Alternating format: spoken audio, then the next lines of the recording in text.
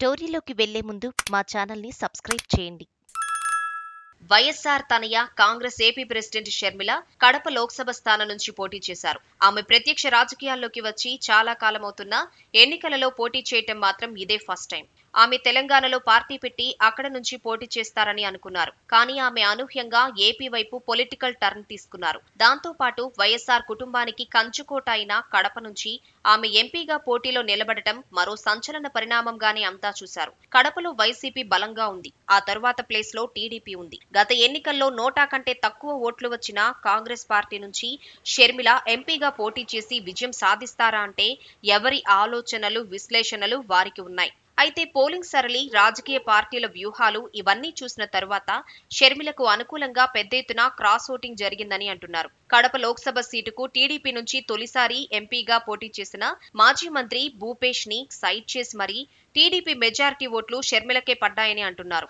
అంతేకాదు వైసీపీ నుంచి కూడా బాగానే క్రాస్ ఓటింగ్ జరిగినట్లుగా చెబుతున్నారు. ఇక షర్మిల వైఎస్ఆర్ కుమార్తె కావటం, ఆమె సెంటిమెంట్ రంగరించి చేసిన ప్రసంగాలు, వివేక హత్య కేసు విషయాన్ని జనంలో ప్రస్తావించి న్యాయం చేయాలని అర్థించటం వంటివి చూసిన మీదట న్యూట్రల్ ఓటర్లు మహిళా సెక్షన్ లో కొంత షర్మిల వైపు పడ్డాయని అంటున్నారు. ఇక ముస్లిం రిజర్వేషన్లు రద్దు చేస్తామని బీజేపీ ప్రకటించిన నేపథ్యంలో కూటమికి ఓటు వేయాలనుకుని ఆ వర్గం వైసీపీ నుంచి కొంత షిఫ్ట్ అయి షర్మిలకు ఓట్లు వేసినట్లుగా చెబుతున్నారు. ఇక టీడీపీ కూటమి నేతలు కూడా 25 ఎంపీ సీట్లు తమకు రావు అని అంటున్నారు. తమకు 24 ఎంపీ సీట్లు వస్తాయని చెప్పడంలోనే లాజిక్ పాయింట్ ఉందని అంటున్నారు.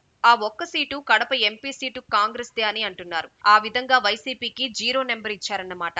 ఇదిలా ఉంటే పోలింగ్ సమయంలో ఓటు వేసిన సందర్భంగా షర్మిల ట్వీట్ చేశారు. ఆ తరువాత మాత్రం ఆమె నుంచి ఏమీ ట్వీట్ లేదు. అయితే తాజాగా ఆమె వేసిన మరో ట్వీట్ మాత్రం ఆసక్తికరంగా మారింది. సుప్రీంకోర్టు తీర్పు నేపథ్యంలో షర్మిల సోషల్ మీడియా వేదికగా స్పందించారు. దురాత్ముల నీచబుద్ధికి దిమ్మ తిరిగేలా, మాడు పగిలేలా వివేకానందరెడ్డి హత్య కేసులో సుప్రీంకోర్టు స్టే ఇచ్చిందని షర్మిల వెల్లడించారు.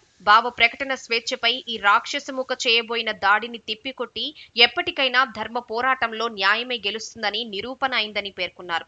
అధికార బలాన్ని ఉపయోగించి మూర్ఖత్వంలో ఇలాంటి చిల్లర కుట్రలు చేసే వారికి ఈ స్టే చంపపెట్టు అని షర్మిల స్పష్టం చేశారు. ఈ విజయం తొలి అడుగు మాత్రమే. రాబోయే రోజుల్లో వివేక కుటుంబానికి న్యాయం కోసం పోరాటం ఉధృతం చేస్తాం. చిట్ట చివరిగా విజయం, నిజం, న్యాయం వైపే ఉంటాయని చూపిస్తామని షర్మిల ఉద్ఘాటించారు. దానిని బట్టి ఆమె కడప ఎంపీ సీటు విషయంలో ధీమాగా ఉన్నారని అంటున్నారు. తన గెలుపు ఖాయమని ఆమె భావిస్తున్నారని అంటున్నారు. అదే కనుక జరిగితే రాజకీయ సంచలనమే అని అంటున్నారు. మరి ఈ పోరులో షర్మిల విన్నరా లేక రన్నరా అన్నది జూన్ 4న తేలనుంది.